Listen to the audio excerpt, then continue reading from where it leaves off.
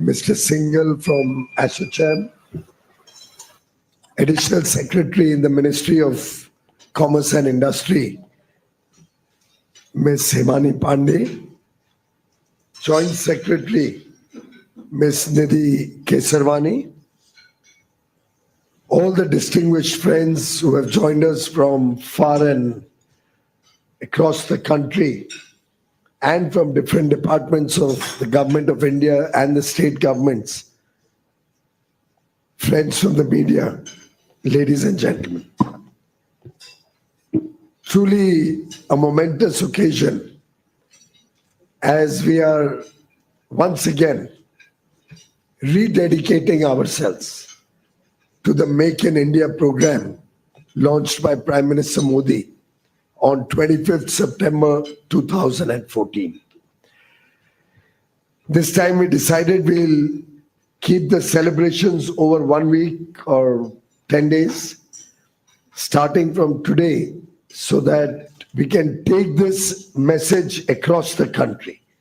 Because usually we have a one-day program and it remains restricted to a few limited engagements, largely in Delhi. Our idea was we also wanted to release the commemorative coin, which has been pending for some time. We had so many other outcomes of the various studies and effort put in by both the industry department and the commerce department over the last few months, which we thought will be very useful for industry to study and give us feedback and help us in our own effort to make logistics more competitive, address the issues around cost of doing business in India, ensure that the HSN code system is well known to everybody. People can start knowing better which is the line ministry with which you have to work for your respective HSN codes. And therefore, this initiative to map each HSN code with a line ministry in the Government of India also helps us in our FTA negotiations. So we know really who is the stakeholder who can help us address the challenges or any problems or what is good for the country when we are doing our FTA negotiations. The logistic data bank, that's always the risk of allowing a hybrid meeting. And after so many years since COVID, I thought we would know how to mute the system. The logistics data bank will also help us understand where we stand in terms of available facilities, available infrastructure. The integrated state and city logistics plan, an initiative under the SMILE program, along with the ADB for 8 cities across 8 states, is just the beginning. We would like to emulate that across the country. As you are aware, NICDIC and Rajat Saini, the CEO, is here. NICDIC is working actively on 20 plug-and-play industrial parks, smart cities, 4 of which are completed, 4 the work has actively started, and another 12 are at different stages of bidding and tendering out PMCs and contractors to create the necessary infrastructure. We also have 7 PM Mitra parks, which the Textile Ministry is spearheading. The first of which in Madhya Pradesh, Dhar district, the Honorable Prime Minister launched and did the Bhumi Puja on 17th September, 75th birthday of Prime Minister Modi, which we celebrate as Seva Divas. And across the country, we saw lakhs and lakhs of projects of public service being initiated and will continue until the 2nd of October when we celebrate Mahatma Gandhi's Jayanti. In fact, in my own small area in Mumbai, we had 122 public service programs, just in one small constituency, and all led by the people. No government initiative in that. And that was the kind of enthusiasm we could see. And across the country, we are seeing a lot of initiatives around cleanliness, around public health, around supporting the education infrastructure, sports, various initiatives across the country. I think all this effort to promote the Make in India program has started yielding results. We just came back. Many of us in this room were in UAE for the last 2 days, 18th and 19th. Almost 75 plus captains of industry, different sectors, textiles, marine fisheries, pharmaceuticals in a big way, leather goods, all of them converged in this 2-day visit. And I promise you, it was very, very fruitful. The excitement in the Gulf region, particularly in UAE, was palpable. The Bharat Mart is coming up by early 2027, which will give all of us, particularly the MSMEs, an opportunity to showcase our products, have warehousing facility, have quick logistics from there to be able to supply across the globe, particularly African continent, Asian subcontinent, Southeast Asia, East Europe, all the areas which often converge in the UAE as a marketplace. And with the current enthusiasm we are seeing, 9,000 plus people have registered for, have expressed their interest in taking up place in Bharat Mart. They are building 2.2 million square feet, but they've already provided for a second phase, which I think will come in faster than we can imagine. And the whole Jebel Ali area where this Bharat Mart is coming up is getting such fantastic connectivity through metro, through a new airport coming up in the vicinity, larger than Dubai airport, through port connectivity,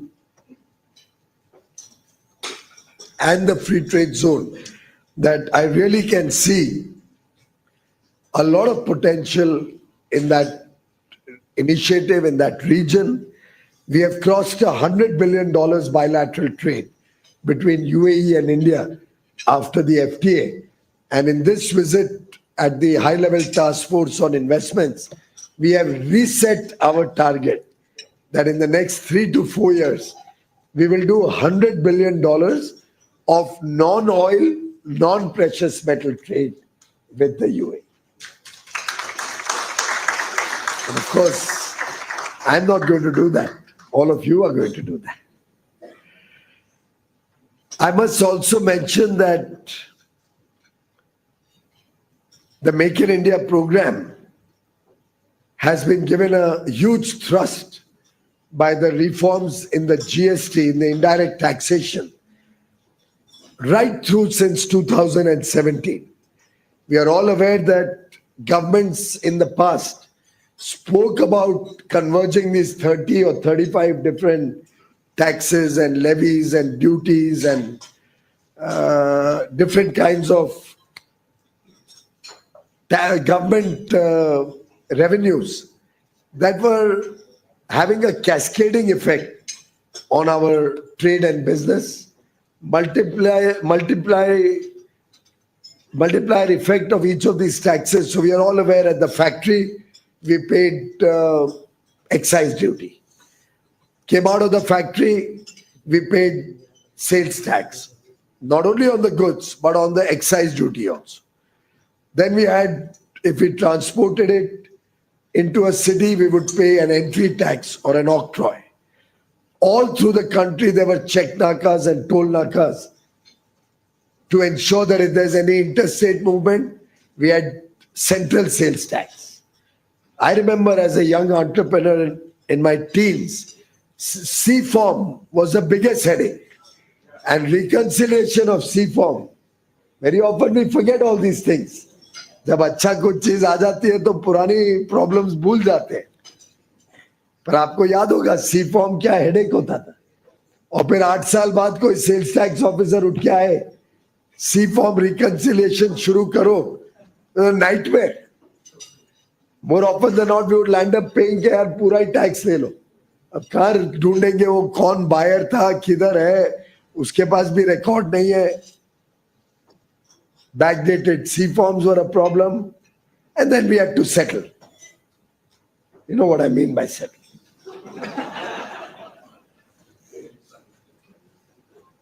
But governments could not get the consensus that was required to implement a single tax in lieu of so many multiple taxes. And I don't think there'll be anybody either on the screen or in this room who will deny that it took a decisive leader, a leader whom even opposition ruled states could trust, to actually converge all these taxes, guarantee to the states 14% year-on-year compounded increase growth in GST collection through a compensation cess mechanism. And a large part of that compensation cess was revenue foregone by the center. So I remember as coal minister, we used to collect 40,000 crores, 400 rupees a ton on all the coal consumed in the steel plants or power plants. That 40,000 crore the center put into the compensation cess so that we could guarantee the states 14% revenue growth for 5 years. And thanks to the trust that Prime Minister Modi enjoys, we were able to build consensus. All the opposition ruled states, and way back in 17 or between 14 and 17 when we negotiated this, the NDA didn't have the overwhelming majority of states. Many states were still ruled by the opposition.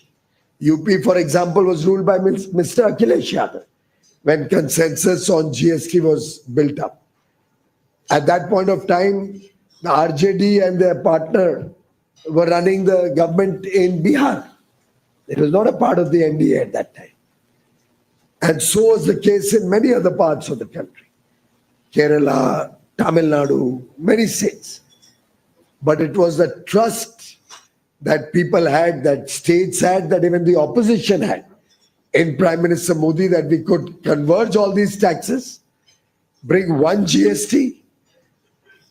All the rates had to be aligned with the then burden on industry, because states would not want to forego their taxes. Suddenly we find one young man becoming so much wiser. In fact, the former finance minister also, I was surprised, is making comments that why were these lower rates not implemented in 2017? He doesn't realize that if these rates were implemented in 2017, GST would never have taken off, because they had to have revenue protection. Otherwise, states are not going to build a consensus on GST. So they had to collectively calculate the tax rates at that point of time and start implementing GST. And we are well aware the revenue took time to grow. So government would continue to give compensation to many states. And so much so that during COVID, when there was so much difficulty across the economy, rather across the world, we continued to give 14% compounded growth in GST collection, even during COVID, which kept the states' revenues flowing. Central government actually borrowed and gave money to the states just to make sure that जो वादा दिया है वो पूरा करना है. And we all know Modi जो कहता है वो करते हैं. Is that right? He never backs out of a commitment. He promised the nation GST, he brought it in. He promised ease of doing business, he relentlessly is working on it. All these reports today are also an effort towards ease of doing business, to reduce the cost of logistics, improve the availability of transport and infrastructure at the ports, at the airports, highways, expressways, inland waterways, power, digital connectivity, water, all these infrastructures ultimately add up to our business competitiveness and our ability to grow. Stock exchange Nifty, which was 5,400 or 5,700 in 2014, is at what, 25,000 now? And stock exchange looks into the future and then prices itself. We all know that. It is no mean achievement that a fragile five economy became a top five economy. Will become the third largest by 2027, the third largest GDP. That's thanks to all of you. Thanks to the leadership Prime Minister Modi gave. Thanks to the thrust on strengthening the macroeconomic fundamentals. Thanks to the focus on creating world-class, adequate infrastructure in advance of requirement. In the past, once the roads were clogged, then the infrastructure was built. Once the ports were overburdened, then new ports were built. Once airports ran out of capacity, then we started planning a new airport. Now Jewar is coming up, I'm told next month on the 30th, whereas we still have capacity in the New Delhi airport. We are anticipating growth. Mumbai, of course, was already overburdened. By the end of this month, the new airport in Mumbai will start, opening up a plethora of opportunities for the state of Maharashtra and for that whole region. Thanks to the Atal Setu, connecting the island city with the mainland. And of course, the amount of infrastructure for those of you who have visited Mumbai, you must have enjoyed the coastal road, which will now go all the way up to Virar, very close to the new Vadhavan port, the largest port in the country, coming up in Vadhavan. The bullet train is coming up between Mumbai and Ahmedabad. The precursor to many more bullet trains and high-speed rails coming up in the country. DFC is operational, both the northern one and the western one. Precursor to hopefully more DFCs coming up in other regions. It's a race to make India a $32 trillion economy when we celebrate 100 years of independence. And the Diwali gift that he had promised on 15th August will be implemented on 22nd September itself. When on the first day of Navratri, I'm sure all of you will pass on the benefit of GST to your customers. I hope I'm not wrong in assuming that, Rajivji. I've been reading advertisements from different sectors, different industries, different industry bodies, different companies. Many have started passing on the benefit already without waiting for 22nd. I think auto sector is one sector we didn't even wait for the 22nd. Because it's logical. All of us business people very well understand lower taxes, lower prices gives a big boost to demand. With demand, we grow our businesses. When we manufacture more, economies of scale and high quality that today we are known for help us to create bigger markets, consumer benefits at lower cost. We benefit industry that is. I think after 11 years in government, I still consider myself as a part of industry only. But industry benefits in a big way. Our competitiveness helps us to export more. Our good quality helps us in creating acceptability for Indian goods and services. In fact, one of the reasons we have stressed so much on continuously lowering taxes. It's not as if the taxes of GST are being lowered for the first time. You will find in meeting after meeting of GST, some or the other products got more rationalized taxes, lower taxes, simplification. As more technology came in, computerization came in, we kept improvising the entire process. integrating the process, focusing on getting the informal economy into the formal economy. I remember in 2018 also, Prime Minister Modi had guided us to reduce taxes, GST in a big way on many products. If you look back, somebody can Google and take out the 2018, you will find a lot of products, taxes were reduced. It's been a continuous process. But this time around, it's a massive reduction on almost every item that the common consumer, the common man uses, the middle class uses, the poor people require. From the moment you get up in the morning,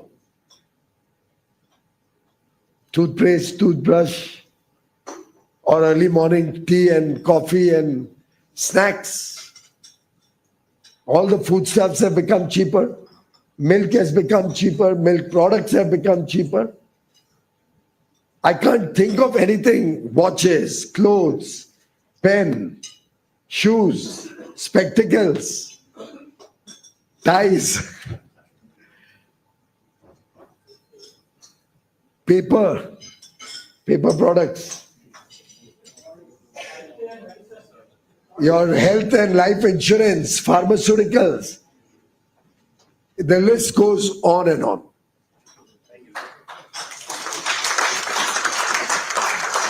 I call upon all of you friends across the country, manufacturers, businesses, traders, kindly ensure that we pass on the entire benefit to the consumer. It is for your own good because your businesses will prosper as you pass on this benefit to the common man. And friends, while it is our job to monitor, but I don't think we'll have to do much monitoring because we trust Indian industry and business. Prime Minister Modi, आप पर 100% विश्वास करते हैं. इसीलिए तो जन विश्वास bill 1 तो आ ही चुका था, अभी 2 भी पार्लियामेंट के सामने पेश हो गया है. Another 355 provisions are being decriminalized. And you know what? When we went to the cabinet to approve this, मुझे डांट पड़ गई. डांट इससे नहीं पड़ी कि आप क्यों डिक्रिमिनलाइज कर रहे हो, डांट इससे पड़ी कि आप क्यों इतना कम डिक्रिमिनलाइज कर रहे हो.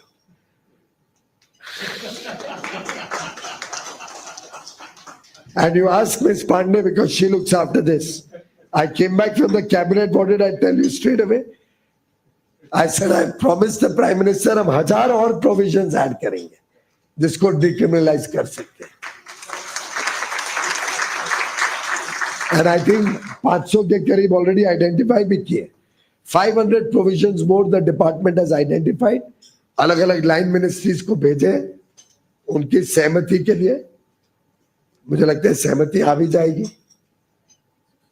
और आइडेंटिफाई कर रहे हैं. We are also like that video we saw racing against time, क्योंकि जो लोगों को प्रधानमंत्री जी का काम करने का तरीका पता है वो ये भी जानते हैं कि he keeps monitoring, keeps reminding you. तुमने प्रॉमिस किया था, क्या हुआ उसका आगे. So we are all on mission mode to make it easier to do business in India, to promote manufacturing in India, to support trade and industry, business and commerce, including international trade, so that we can see faster growth in the country. 7.8% in the first quarter. Anybody in the room would imagine we would grow 7.8% in this first quarter? It beat all economists' expectations. And we'll continue to beat them right up to 2047.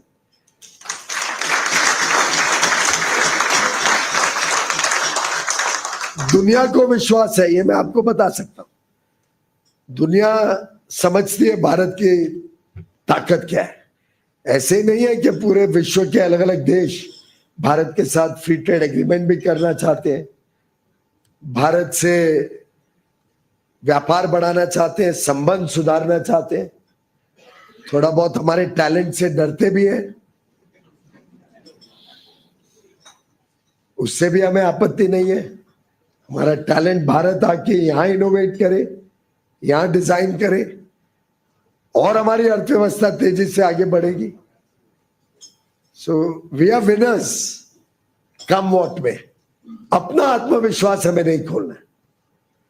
We should not lose faith, we should not lose self confidence, and we should not stay from the path. We should not get defocused from our objective.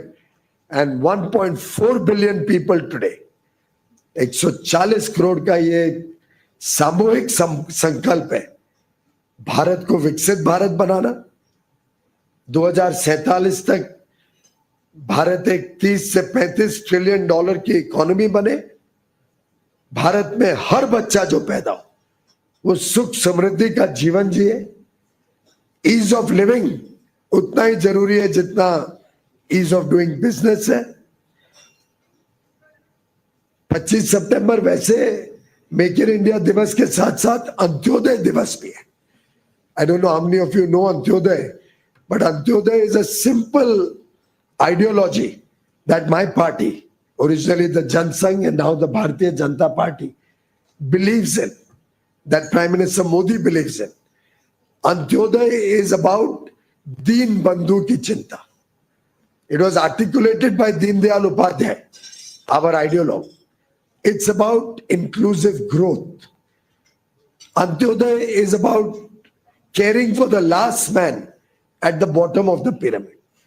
इससे मैंने कहा हम जो manufacturers हैं, हम जो business circle के लोग हैं, हम जो नौकरियां देते हैं, हम जो व्यापार और उद्योग के माध्यम से नए अवसर, रोजगार और नौकरियां देते हैं, कारोबार को बढ़ाते हैं, ये हमारा योगदान अंत्योदय की फिलॉसफी से है।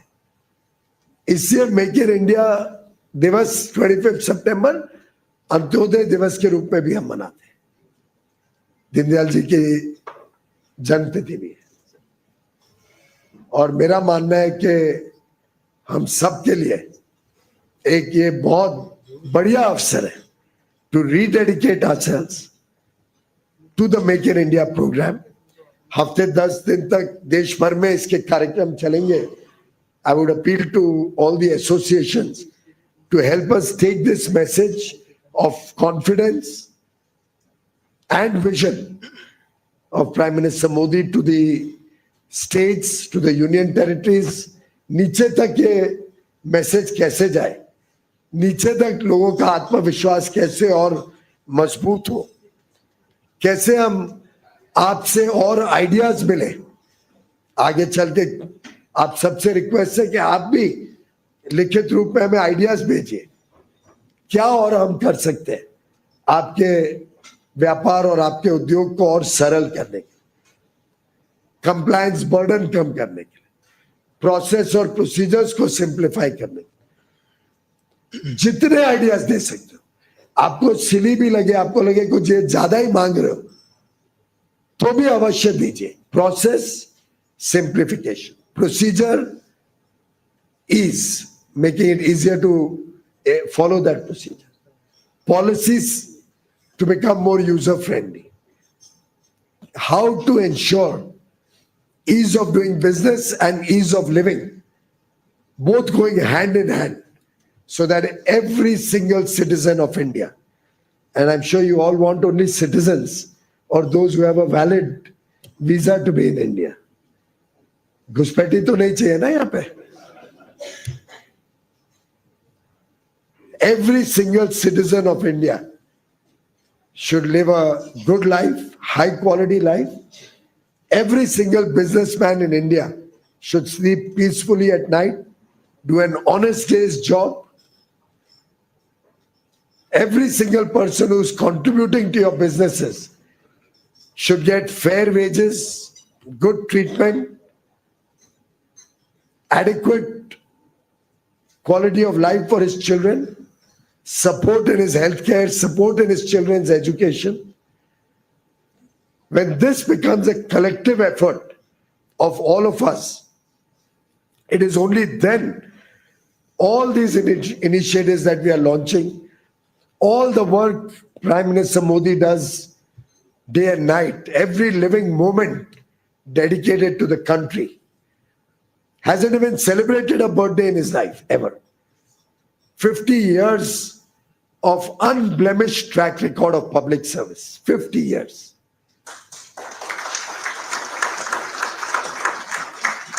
The best return gift we can give him is to do an honest day's labor, work our industry and business with high quality and high principles, focus ourselves on growth. Within that, ensure that we all pass on the GST benefits to the consumers on 22nd of this month, first day of Navratri. Focus on adding value instead of exporting raw materials, exporting value-added products.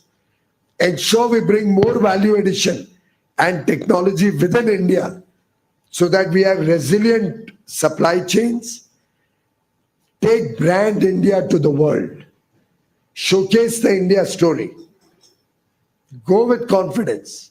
Participate across the world in fairs, in conventions, in seminars. Speak about India. Because there's a lot of people out there who don't yet know the capabilities that you all have, who don't yet know what a wonderful story is unfolding in India. Let us all participate. Let us all become recognized the world over as the oasis in a desert. Let us continue to be the fastest growing economy and take the India story across oceans, across the world, and ensure Viksit Bharat 2047 is our collective vision, is our collective passion, is our collective commitment. Thank you very much.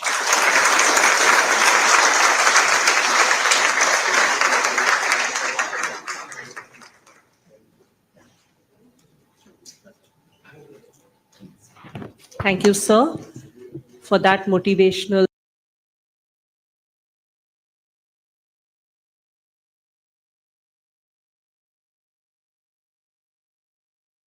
First, in real terms, the deflator is then superimposed on that to get the nominal values. So it's the other way around for at least 55%. So it is not as if nominal number of 8.8 is calculated, and because the deflator is 1% instead of 2 or 3%, we got an exaggerated 7.8%. That is not true. So there is real activity, economic activity, that is driving this momentum, and not just the price levels being on the lower side. And that brings me to the point I want to make, which is that post-COVID, India has been probably the only country in G20 to have grown at this rate for the last 4 years, from 21-22 until 24-25, and it continues. In fact, early indications for the second quarter, based on data we have for July and August, it seems that the growth numbers are looking up quite good even for the second quarter of July to September. In other words, it is possible that we may be underestimating the impact of all the structural reforms, topic of the session today. We may be underestimating the impact of all the structural reforms that have already unfolded under this government in the last 11 years. Whether it is the improvement in physical infrastructure, the advent of digital infrastructure, the various measures that have been taken over the years to move the small and medium enterprises from fragmentation to formalization, and also the ease of doing business, apart from the structural reforms such as the insolvency code, the goods and services tax, the Real Estate Regulation Act, the capitalization and consolidation of public sector banking, and of course the response to COVID, which was targeted, time-bound, and calibrated. Now you take all these together, there is a possibility, and I think we need to increasingly recognize the possibility that our domestic reforms may have already provided a kind of cushion that India would need in the coming years and decades, given the challenging geopolitical environment that may stay with us for quite some time to come. In other words, I think we may have already built in a certain resilience to global factors, the structural reforms that have been undertaken, and therefore we may be more positively surprised by growth outcomes than being negatively surprised by growth outcomes, regardless of the time and the path it takes for the current tariff uncertainties to dissipate, which I hope will dissipate sooner rather than later. So the first point I want to make is the structural reforms of the last 10 to 11 years are beginning to deliver in terms of growth outcomes and employment outcomes as well. The other silver linings we have in the economy, not only the recent GST rate reductions and process reforms, including on registrations, dispute settlement, ease of compliance, etc. This comes on top of the direct tax significant cuts which were announced in the February budget. The income tax bill simplification that got the assent of the parliament, and this is the third one that has been undertaken this year. Because in many a situation, the ease of doing business issues and concerns predominantly center on tax authorities, tax processes, and tax compliance related issues.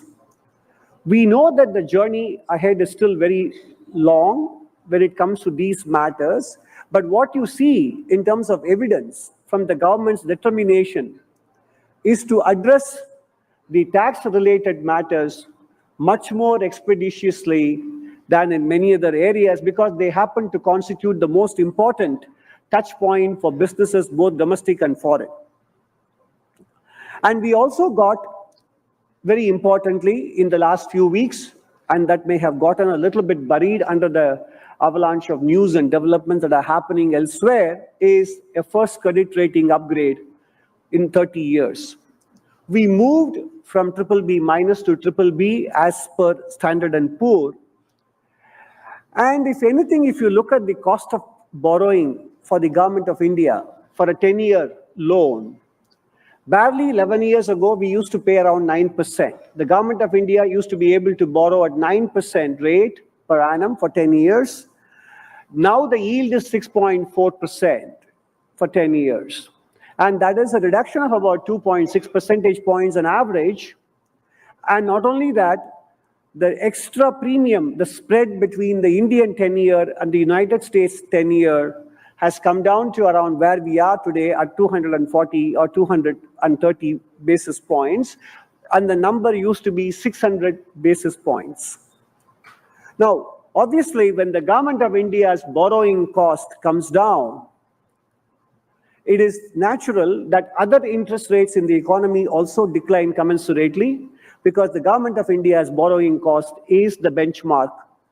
And therefore, that is an important structural reform that is not very well appreciated, which is the ability to maintain fiscal prudence and fiscal stability amidst the challenge of the COVID pandemic, the security environment in the region, etc. The government of India promised to bring down the fiscal deficit from 9.2% to less than half in 5 years, and we delivered on it. And as the Honorable Finance Minister told us in the last few days,